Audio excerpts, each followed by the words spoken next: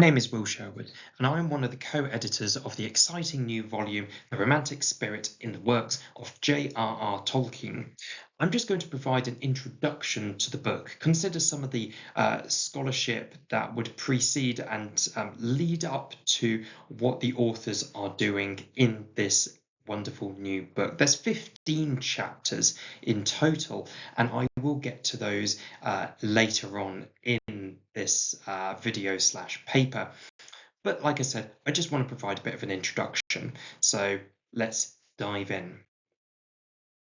In the conclusive scene of Peter Jackson's adaptation of J.R.R. Tolkien's The Fellowship of the Ring, Frodo and Sam reach a precipice and survey the lands between themselves and Mordor. The camera rises behind them, framing the landscape with the hobbits in the foreground, their backs to the audience. Supported by Howard Shore's lyrical, emotionally rich rendition of the leitmotif A Hobbit's Understanding, the camera settles onto a shot that tips its cap to Caspar David Friedrich's Wanderer Above the Sea of Fog, a painting renowned for representing a particular aesthetic and philosophy that came to be known as Romanticism during the 19th century. Although Jackson's is an adaptation, Tolkien's original work frequently embodied the romantic employment of the Rücken figure, or the back figure, as you should be able to see in these two images, by artists such as Friedrich, novelists like Sir Walter Scott, and poets such as Lord Byron. The romantic Rücken figure came to be a motif of sorts employed by the Romantics that Tolkien keenly takes up. Consider, for example, how Tolkien frames the reveal of Caras Galadhon, two oars coming to the sea, or the first glimpse of the Lonely Mountain. All of these acknowledge the importance of the romantic Rücken figure, the lyrical eye that represented the artists' or authors' renderings and impressions of the world's sublimity and beauty. All of these are essentially examples of Romanticism's subject-object symbiosis, and evinces how Tolkien's legendarium is permeated by a romantic spirit akin to Friedrich's painting. Whether a conscious or unconscious act, Tolkien was incorporating and building on tropes, ideals, worldviews, and aesthetics that were, during his lifetime, associated with romantic artists, philosophers, and authors. However, as the last sentence indicates, one shoe does not fit all. A romantic spirit should be romantic spirits. The following introduction will elucidate on what this means and its implication for Tolkien studies, paving the way for fresh perspectives on Tolkien's relationship with Romanticism as an aesthetic, literary, and philosophical phenomenon. The labels Romanticism and Romantic are riddled with historical complexities, and their ever-evolving nature underpins their complex relationship with Classicism and the Enlightenment. As Gerald E. Hogel summarizes, Romanticism has become problematic as a way of describing a cacophonous totality of conflicting voices, ideologies, gender roles, classes, genres, styles, and modes of publication. The diverse range of voices and approaches has brought the labels under scrutiny, problematizing attempts to capture the meaning of Romanticism in a simple list. If we employ Ferdinand de Saussure's theory of semiotics, we can see that the concepts of Romanticism and Romantic, the signifiers on the top half of the circle, have multiplied in meaning and form, the signified in the bottom half. Moving from a systematized structuralist coding that seeks to understand concepts through the relationship to other concepts to a deconstructive understanding of the signifier's potential for multiplicity. From their etymological origins with the Old French Romance and its affiliation with medieval quest romance, through their association with the Gothic revival in the 18th century and connection with the Romantics in the 19th century, Romanticism and the Romantic continuously mutated, growing until their very meanings collapsed in on themselves in the 20th century, becoming vague and diffuse. The 19th century saw a paradoxical expansion of Romantic aesthetics and its partial rejection with the rise of Victorian realism. Although the latter sought to distance itself from Romanticism, distillations of Romantic aesthetics and ideals developed significantly during the 19th century. The re-evaluation of Romantic aesthetic theory in the period 1870 to 1920 is evident in the values of the decadent or art for art's sake movement, as well as in groups such as the Pre-Raphaelites, to which William Morris, a significant influence for Tolkien, belonged. Although Morris and the Pre-Raphaelites have frequently been connected to Tolkien, it is only recently that they have been posited as links in the chain of influence from the Romantics. This then situates Tolkien as an inheritor of Romantic aesthetics and ideals through the 19th century's reworkings of Romanticism, continuing its legacy into the 20th century in the form of its legendarium. After its evolution in the Victorian and Edwardian periods, the rise of Romanticist criticism and Romanticism's self-canonization towards the end of the 19th century, Arthur O. Lovejoy declared in 1924 that the word romantic has come to mean so many things that, by itself, it means nothing. This notion was echoed by Tolkien's colleague, close friend, and fellow Inkling, C.S. Lewis, in 1943, who said, "Romantic is a word of such varying sense that it has become useless and should be banished from our vocabulary." Lovejoy remedied Romanticism's death by theorizing a plurality of Romanticisms, as Romantic authors were either logically independent or worked in close-knit groups, like the Lake poets, Cockney poets, and the Shelley-Byron circle.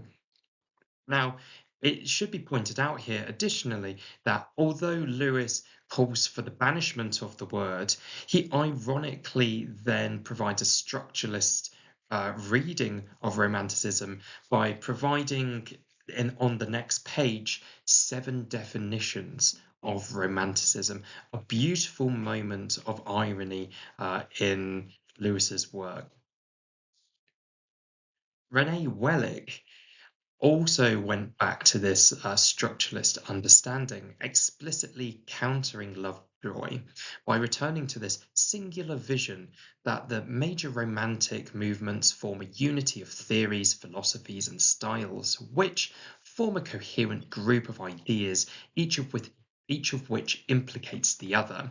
He concentrated Romanticism down to 3 ideas: imagination for the view of poetry, nature for the view of the world, and symbol and myth for poetic style, even less than Lewis. With the rise of post-structuralism, Wellick's structuralist mapping of Romantic ideas collapsed, like I said earlier, this collapsing in the 20th century that gives rise to this anxiety that the word is meaningless. It gave way to vigorous investigations into individual authors and the civil wars of the Romantic movement itself. And the Romanticists listening, you might know where I'm going with this. So William Wordsworth was the model Romantic lyricist for 20th century academics, as Jerome McGann has reminded us.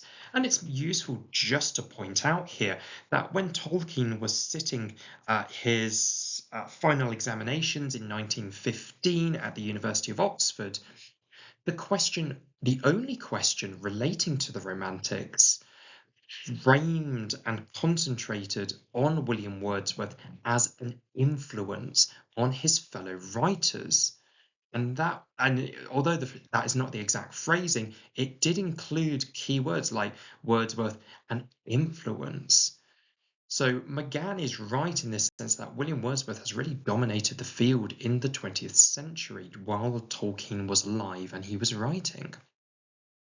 But McGann has since challenged Wordsworth's centrality through his own scholarship on Byron and his 1993 The New Oxford Book of Romantic Period Verse reorientated author canonicity by organising poems by date rather than author.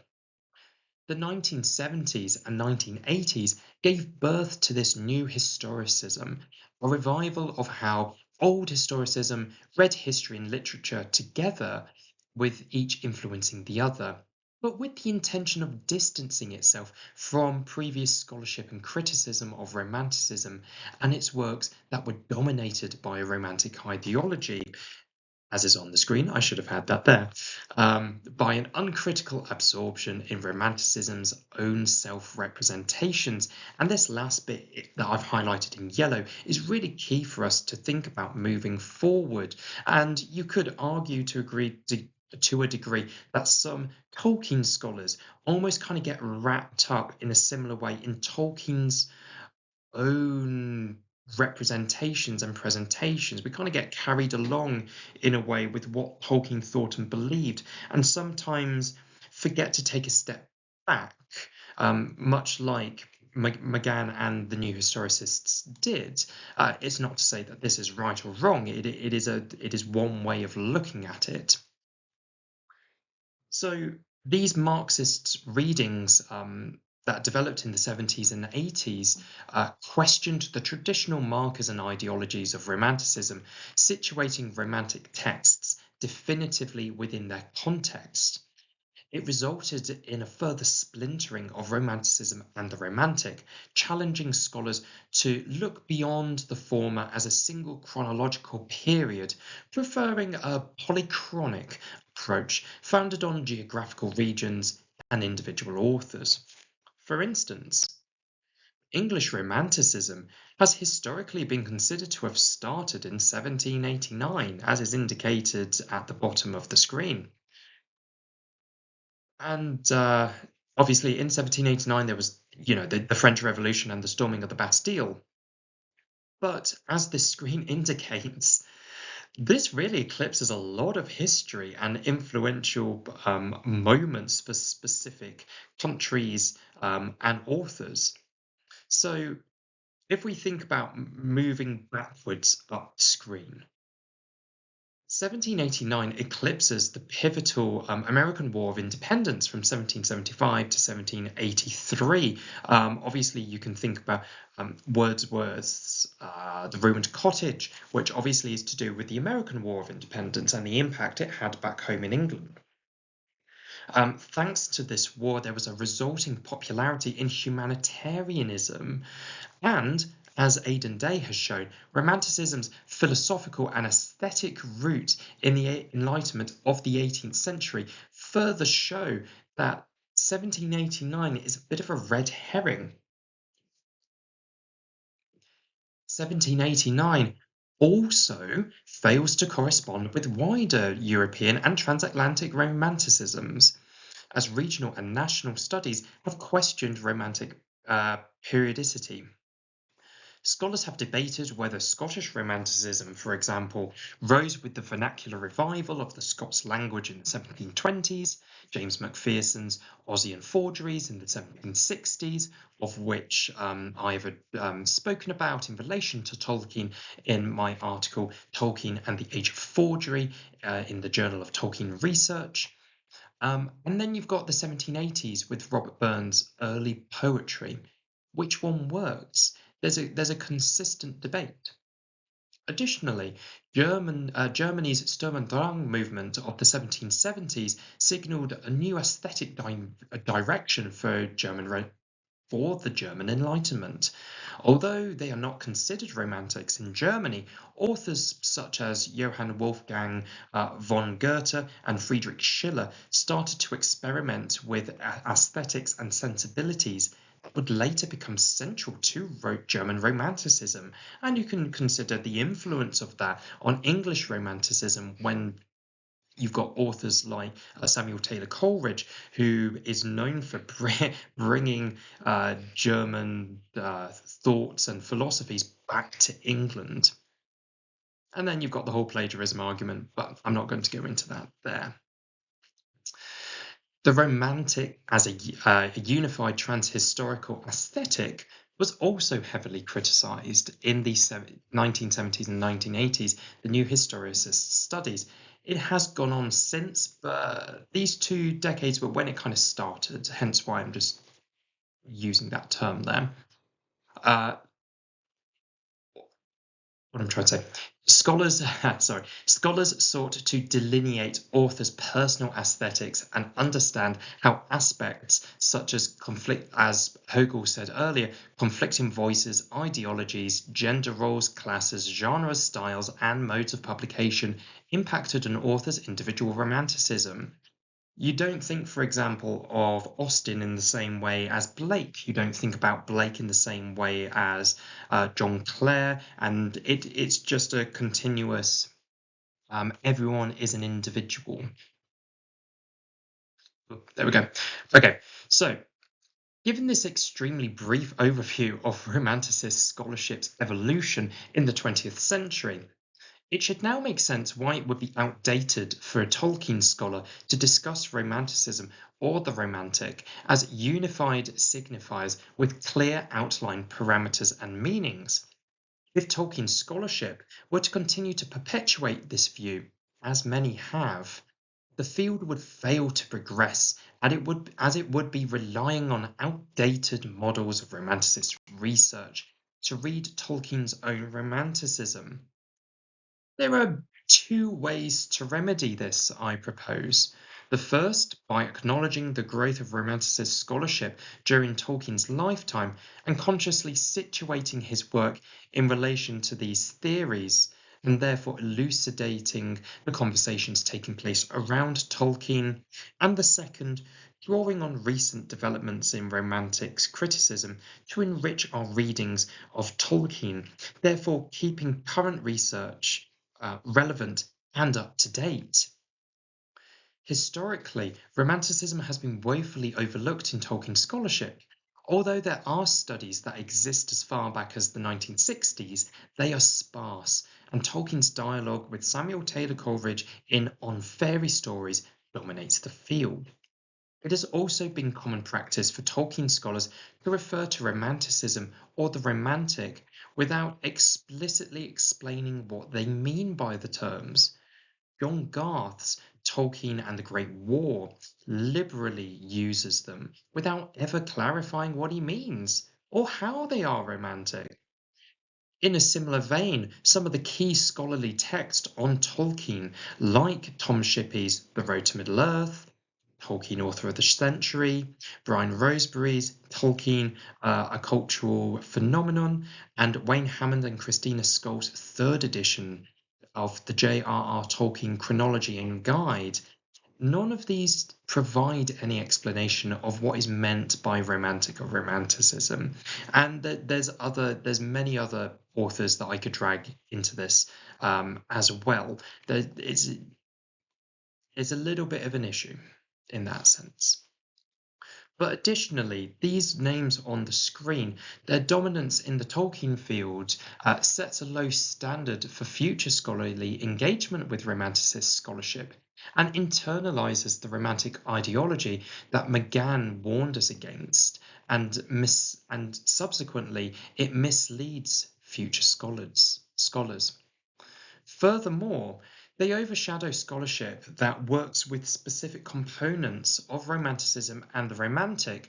Patrick Curry's Defending Middle-earth posits the Lord of the Rings directly in the Romantic ecological tradition as examined by Jonathan Bate in Romantic Ecology, Wordsworth and the Environmental Tradition. David Sanders' The Fantastic Sublime, Tolkien's On Fairy Stories and the Romantic Sublime, and John Hunter's The Reanimation of Antiquity and the Resistance to History, Macpherson, Scott and Tolkien, both discuss Tolkien's reshaping of distinct romantic discourses. Demetra Fehmi's Tolkien, Race and Cultural History explicitly examines the influence of Romantic nationalism on the Book of Lost Tales. Michael Milburn's Coleridge's definition of imagination and Tolkien's definitions of fairy is thus far in my own opinion, the most convincing examination of Tolkien's tussles with Coleridge's suspension of disbelief. Additionally, Julian Eilmann's J.R.R. Tolkien, romanticist and poet, discusses Tolkien's work in dialogue with the German Romantic literature and philosophy that he was exposed to through the works of Edith Nesbit, George MacDonald, and Lord Dunsany, widening the perspective on Tolkien's Romanticism, which has previously been situated within the British Romantic tradition. More of the latter scholarship is required to counteract the former and steer the Romantic Tolkien discussion away from, to recall Casaligi and Fermanis, the vagueness and diffuseness of Romanticism and the Romantic. By embracing their rich diversity, Tolkien studies will gain a clearer picture of how Tolkien is romantic. And so we come to the current book, which hopefully will be coming out soon. We're just about finishing it off. The romantic spirit in the works of J.R.R. Tolkien is a step in this new direction, as indicated above. It offers fresh perspectives on Tolkien's relationship with a range of romanticisms, such as British, Scottish, German, transatlantic, musical, and artistic. It works in concert to open up our discussions of Tolkien's romantic spirit. So this volume then has been structured according to specific romantic components that exemplify Romanticism's extensive appeal for Tolkien scholars. And here they are: nationalism, history, and the other; language, art, and music; imagination, desire, and sensation; and nature and travel. Now, taken individually, hopefully the Tolkien scholars watching this will be like, oh yeah, like this all makes sense. We have used all of these words to talk about Tolkien, and quite extensively when you consider some of them. I already addressed a couple above. But this definitely doesn't mean that the list is exhausted. These are only 15 chapters, and there's a lot we can be doing to develop this conversation. Taken individually, then, these terms, like I said, have been analysed solely, but only a few have specifically been used within a romantic Tolkien lens. Not as in, let's look at nationalism and Tolkien, let's look at music and Tolkien, or nature and Tolkien. No, what I mean is very specifically a romantic Tolkien. So considering him in relation to romantic writers, aesthetics, philosophies. And this is endless, to say the least. The romantic spirit in the works of J.R.R. Tolkien celebrates the multiplicity of Romanticism, and it intends to ignite further discussion on Tolkien's Romanticism, leaving behind Romanticism's and the Romantics' vagueness and diffuseness for its ever-growing cast of voices and spirits. And now I'm just going to pause and let you have a look at the contents. These are the exciting new chapters that will be coming soon.